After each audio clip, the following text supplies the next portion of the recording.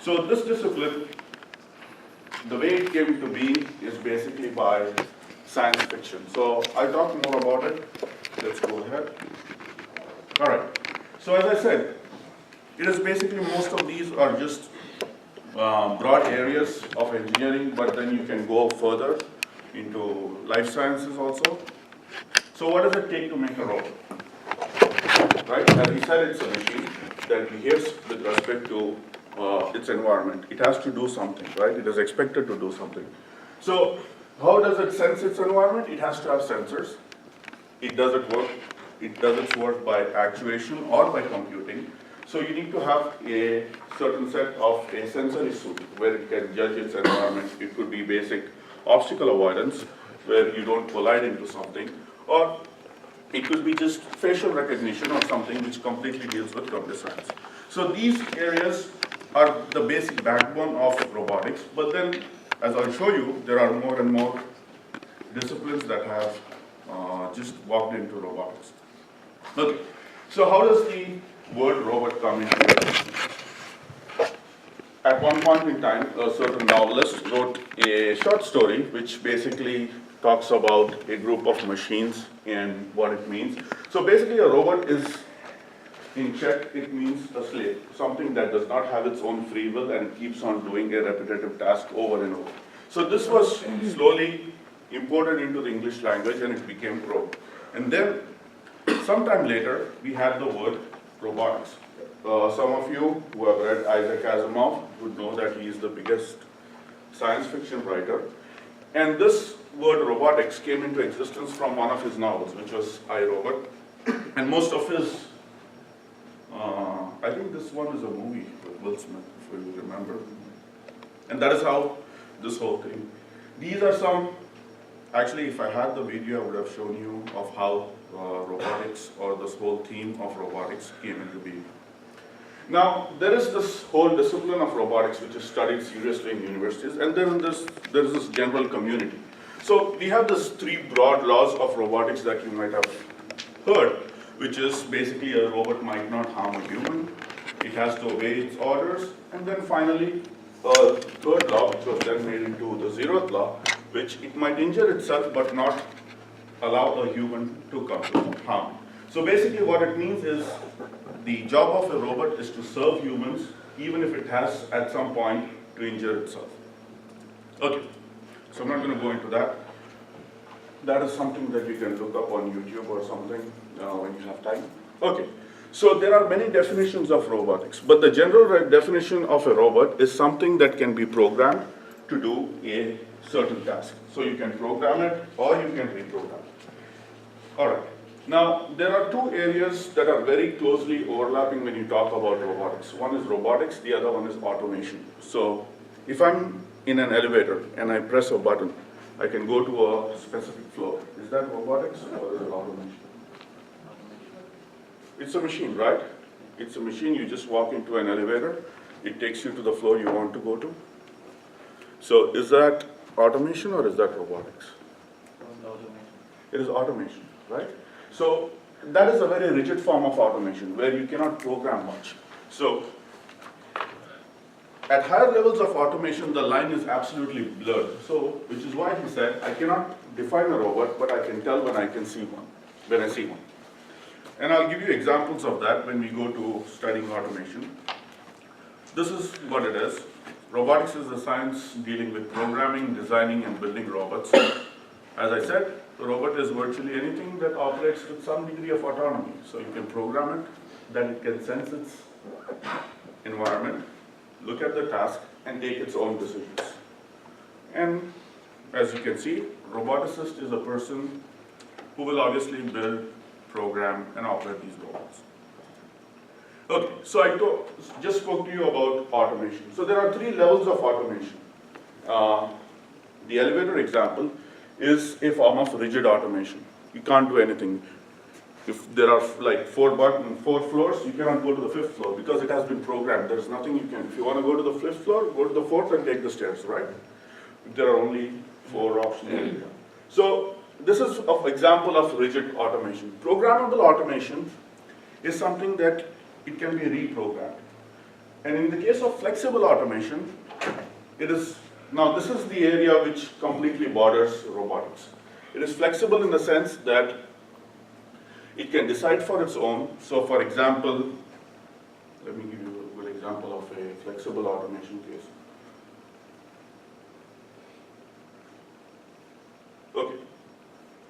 So if you have a case where you are doing quality control, where a system can judge a good part from a bad part, it is automation, but what it does is, it is deciding whether this particular piece, manufactured piece, is good quality or bad quality. That is flexible automation. So it has some degree of autonomy to decide for itself. And that is where it overlaps with the area of robotics. This is actually the first robot that was ever built. It's a small mobile robot. And what it does is, it has a light sensor. So it stays in ambient light. It does not move into darkness, or it does not go into very highly intense light. Avoided bright light and also dark spaces. So this is a part of the Smithsonian Museum now. If you ever happen to visit DC, you'll see it in one of the museums there. It's housed in the Smithsonian Museum. Okay. These are the kind of robots that we are going to study. This is where industrial automation started, with these kind of robots. These are called serial robots. Serial robots is like a continuous arm of mechanical joints. So you have, for example, let me write here. So they are anchored at one place, and then you will have n number of links with a manipulation tool at the end, right? So this can hold your workpiece, or anything. So this is the very first prototype of Unimation that was made. All it did was it picked up certain parts and stacked it in this box. And this was a big success. Eventually this became the Unimation company, and they had a very successful robot, which was the Puma 500. Then it went on to manufacture an even better robot, which was the Puma 560. So this was the starting of the area of robotics, and this is where we'll start our course about studying these kind of manipulators. Obviously, robotics is not limited to this form of manipulators. Robotics is, you'll see, has a completely different sets of robots, right? You have the serial robots that we'll be studying. You have a set of mobile robots, right? Then you have the kind of robots that are in human form. We call it the humanoid robots. And then the latest addition is obviously drones, okay? Even though the dynamics and everything is different for all of these, the principles are the same. How do you do path planning? How do you do obstacle avoidance? How do you decide? How do you do image processing? And so on. So these kinds of things are generally common, but depending upon their structure, their dynamics, their motion will change. So for the purpose of this course, we'll focus on serial robots. That is where everything started. So, and then we have another course which is the advanced robotics, in which case we'll look into more into mobile robots and drones. Okay. So it begs the question, why robotics, right? So obviously it's faster, easier, operating cost is very low. It's not like hiring a human being, so you don't have to give them benefits, right, leave, and so on. It's cheaper to operate, and it's much faster. Obviously, does it displace people out of jobs? Yes, it does. But the idea is, 50 years back, sewing machines or operating sewing machines was the biggest thing. Nobody does that. Nobody wants to do that anymore. Everything is automated, right? Slowly, now you have Uber. Very soon, you'll have self-driving cars. So basically, if you have a spare car, you can just put it online, and it'll drive itself, or it'll drive somebody, and you'll have the money credit to your account. So by the time you get up in the morning, you'll have $300 or $400 in your account because your car has been driving itself, right? So, all right. So what are the three, at this point, robotics is applied to 3D jobs, which is the dull, dirty, and the dangerous. Dull is repetitive jobs. The very first job that I showed you was just putting stuff in a box. You don't want to do that 8 hours a day, 5 days a week. So that's a dull kind of a job. Obviously, the dirty and dangerous are kinds of jobs such as handling nuclear waste, biohazards, and there are many other jobs that you rather not do and use your time more purposefully. So these are the kinds of things that robotics is at this point in time applied to. Obviously, there are very specialized applications, as I'll show you. These are broad applications. Now, let's go on to looking at manufacturing robots, right? I showed you the serial robots. Like, this is what it used to be. These are how robots look now. This was like 30 years back. This is the KUKA arm. And that is also a KUKA arm. That's a KUKA LBR.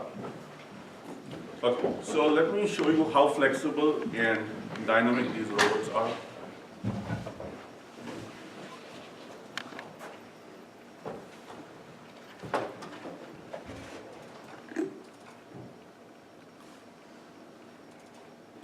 Okay, KUKA is one of the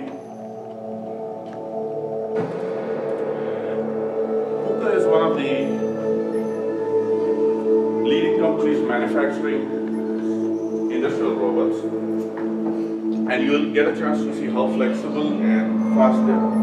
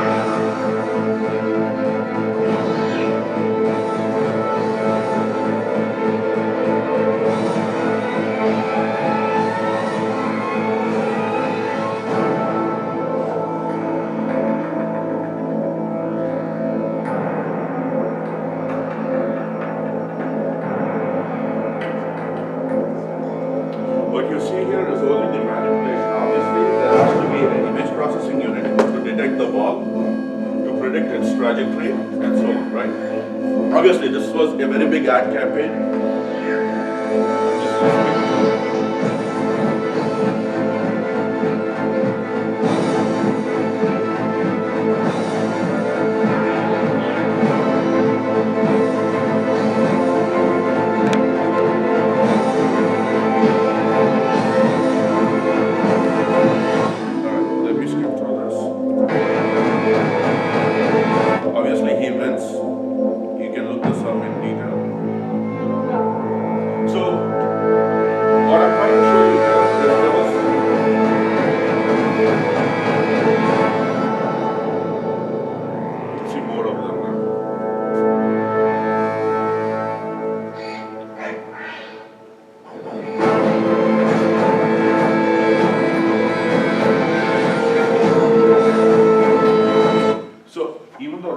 Are basically, it has come to a point where they're amazingly fast, dexterous, and they can do multiple things, but it's not as comparable to humans, or it isn't at that point where it would like it to be. So in the past 30 years, this is how far we have actually come, and what you don't see here, as I mentioned earlier, is the backbone of robotics, the soft side of robotics, which is, you see the hardware here.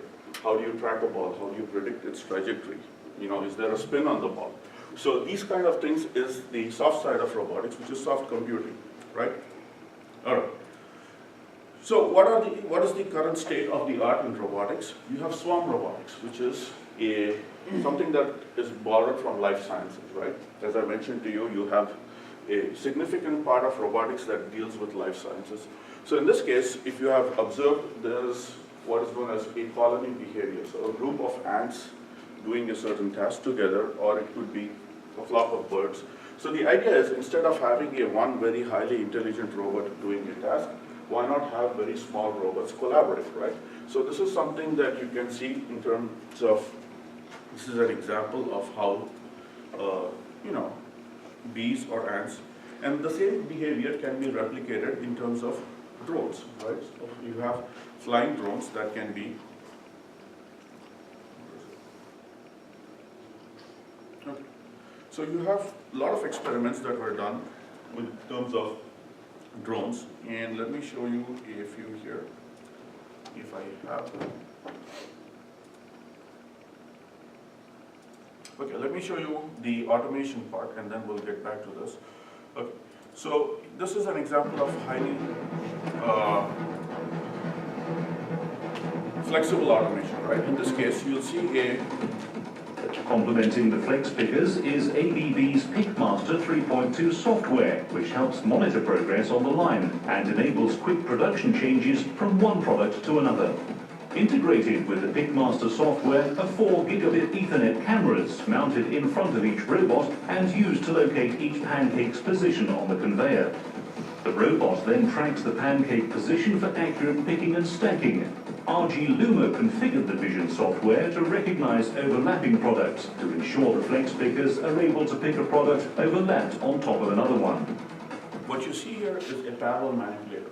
It is completely different from a serial one, the one that we studied. Parallel manipulator has multiple arms anchored at one point. So in this case, you'll have 3 or 4 arms that cooperate together like this. And you have the manipulation here, okay? This is a serial arm, and this is a parallel arm.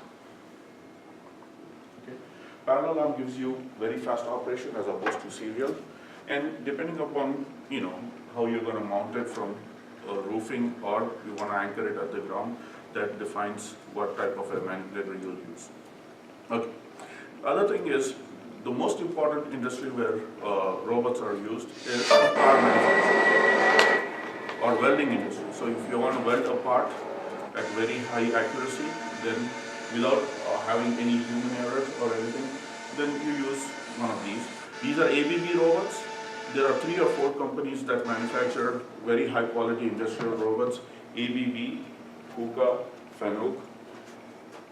These are prominently industrial manufacturing robots, and even Toshiba does that.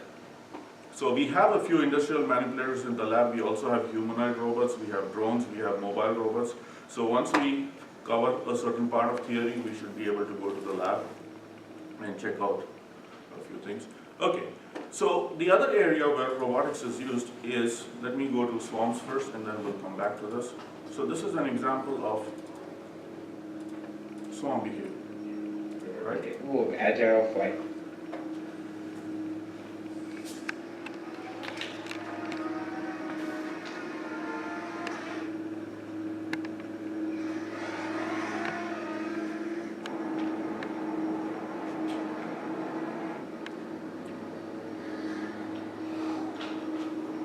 Okay, that's just controls, but let me go to. Multiple vehicles can fly as a formation. Okay, so this is swarming, right? You have all of them working as a group.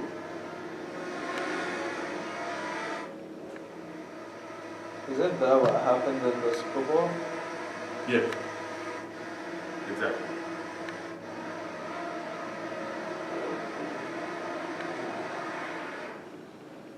We developed a method to transition between formations in 3D.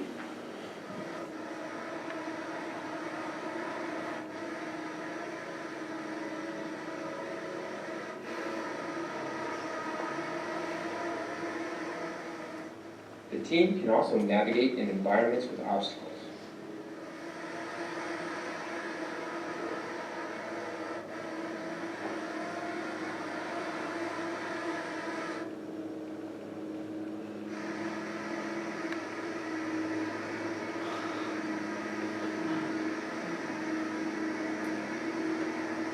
Okay, so as you see, what you see is very cool, but it doesn't happen by itself. There are algorithms, there are processes, there are techniques that govern the behavior of these things and that help them navigate without colliding into obstacles or each other.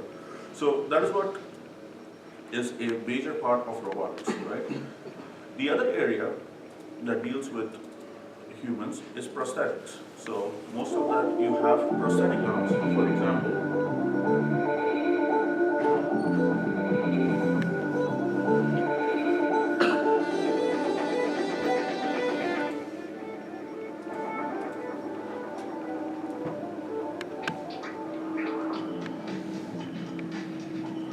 So the idea is to, you know, if you have an amputee where somebody has lost his limb, to have a limb that is artificial limb that is as functional and easy to use, that gets its sensory input from your nerve endings. So the way you can do that is obviously to develop models or develop robots that can process the signal that comes out of nerve endings and then use it for manipulation. So Festo is also an automation company. It usually deals with process controls, but nowadays they have forayed into robotics. So they deal a lot with life science robotics. Okay? So I'll give you an example of a prosthetic arm. So here you'll see somebody using a prosthetic arm. It's got 8 preset hands, which I can use throughout the day. To move the thumb.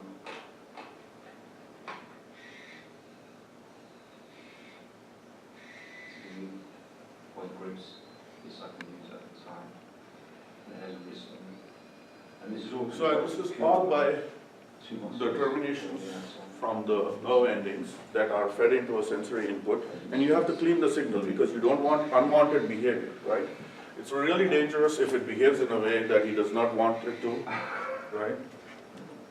This is the bionic B3, this is key grip. Right, take the hand in. This is trigger grip, but it can be adapted. And then Okay, so you can read extra or whatever. This is good. All right. So that is a application where you have a real life application of robotics. Then there is the service robotics.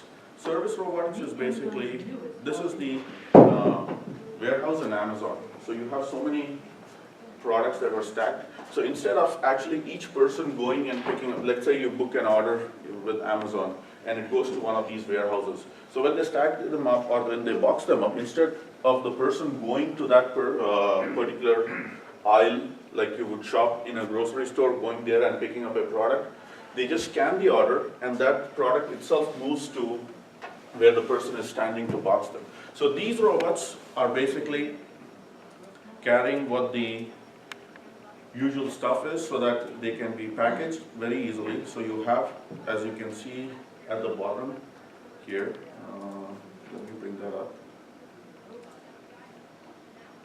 On these platforms. Before the Kiva robots, the workers used to walk the warehouse aisles picking up the items. But now they stay on these platforms, and the robots bring the shelves and the items directly to them.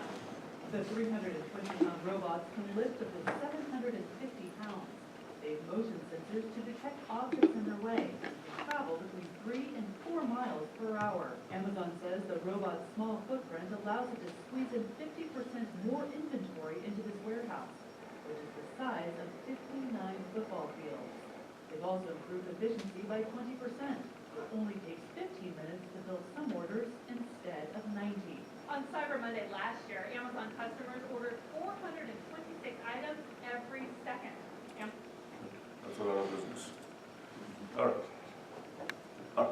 So, other than this, the most biggest funder of robotics research is the military, because going forward, the military does not want to see any humans participating in warfare, because whenever you have a dead soldier, it's a big political liability.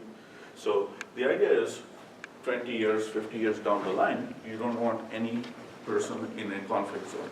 So what they do is they have funded a lot of robotics research, and that is where one of the companies, very popular companies that you might have seen, Boston Dynamics, comes into play, right? Boston Dynamics has been working with generating a lot of developing robots that can be used in such scenarios. Obviously, this is an example of one of the robots they have. They have, as I showed you in the beginning, they have a complete array of robots. What you see on top of it is a LiDAR. LiDAR is a sensor that maps the environment constantly. It's a laser sensor. Why kicked him?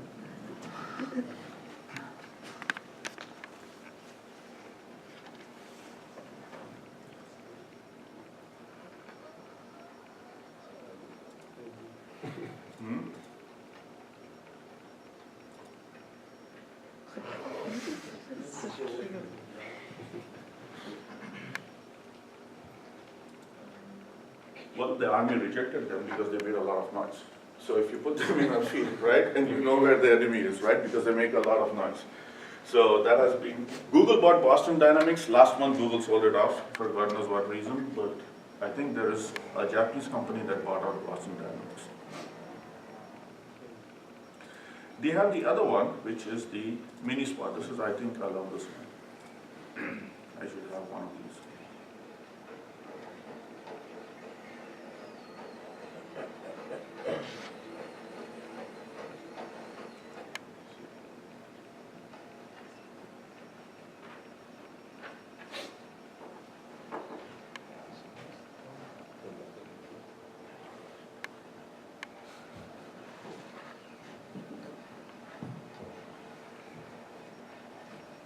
It has a manipulation platform on top of it. Excuse me. So it can grab stuff, manipulate stuff, and so on.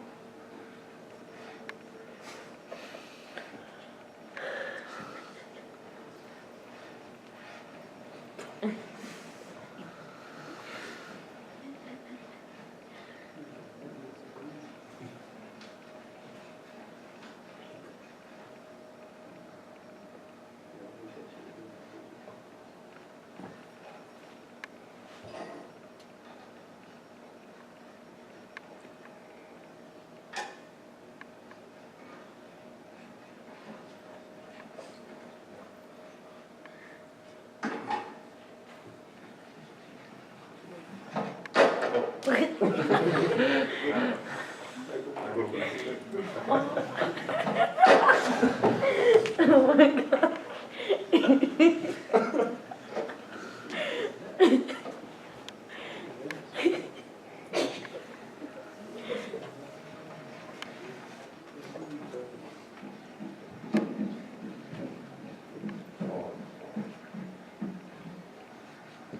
Look, this is the Spot Mini, obviously.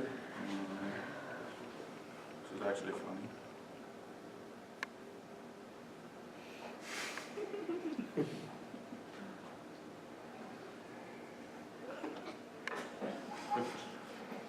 So the other application is the Atlas robot. Atlas is completely humanoid. It looks like a human. This was four-leg robots, right? Atlas series of robots. These are the Spot Mini, and these are four-leg robots. These are humanoid robots because they have a human form. They walk on two legs. This is a biped motion. Walking on two legs is called biped motion. This was a problem that was not solved until the late 90s of how to balance something that can walk on 2 feet like us.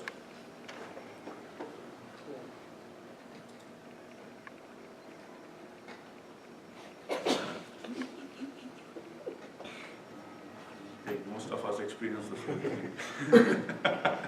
Wait till it's November or December.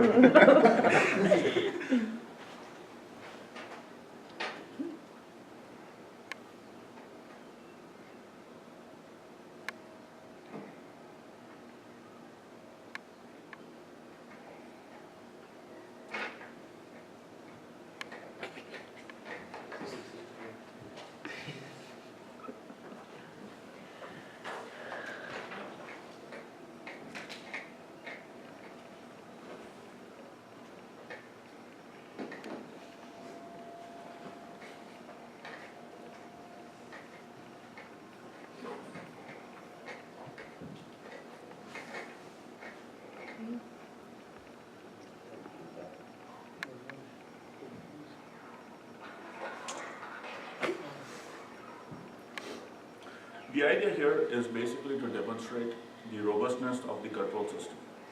Okay? Does it topple over external disturbances, or it always has to operate in an ideal condition? So basically it gave up, and I think it's going to leave.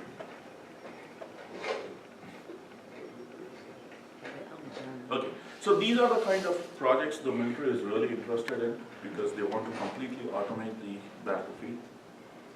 The other very big application that deals with such things is surgical robotics. Now, surgical robotics is, in a sense, okay, for the way it came into being is if you have a place where you don't have sophisticated doctors or very accomplished, people who can do certain type of surgery, the idea is you would have them at a distance, and then you would have a mobile platform that would actually mimic the same action. So you have a surgical platform, which is a completely robotic surgical platform. It's known as the Da Vinci. So Da Vinci has 6 or 7 arms that hold a camera, Conventional surgical technology. and then you have a surgeon console. So this is the surgeon's console. What he's doing is he's looking through these cameras and he's operating, and the same thing will be mimicked. In this case, it's the same room, but obviously it could be at a very long distance. It could be across the globe, and so on. Processors perform millions of safety checks over the course of a procedure for enhanced surgical precision. Okay, let me make a point here. Even though this started as a very necessary step that was only prescribed when you did not have the required surgeons, it turned out that it was easier to do surgeries like this because for a human hand to go and touch the organs, you would have to make a larger incision into the body. In this case, the incision is very small, and you have more flexibility using robotic arms as opposed to humans. So, as you can see, that it has more dexterity as opposed to a human arm. So when you can go through with this, nowadays a lot of surgeries are done through this process. The Da Vinci system filters out hand tremor and translates his controlling motion to the articulating tips of the endo-wrist instruments. The Da Vinci system also provides motion scaling that enables the surgeon to tailor the ratio of his hand movements to a corresponding micro movement at the instrument tip. Okay, so you get the idea of how this translates into this. ORT is enhanced. But, so the other application is within the area of service robots. How many of you know or at least have heard about Roomba? Right? It's basically a vacuum cleaner, but it's automated. You don't have to run it. Vacuuming, in our, So now you have these small round robots that can automatically do this. You can schedule a clean in your apartment and it will automatically do this. So you have these, they are self-charging, and they just go around in a random space, and then they'll vacuum the place for you. And this has been the biggest success in the terms of service robotics, of how you can use robots in a home setting and so on. And they are relatively cheap. The cost has come down because nowadays most people order them, and that has really helped bringing them. Okay. Now, when we talk, I've not shown you examples of drones, but the cool thing that I have, let me show you, is with a flying robot, which is not exactly a drone, but it's more of a bird. This is again Festo. As I mentioned, Festo deals more with robots that are in the area of life sciences.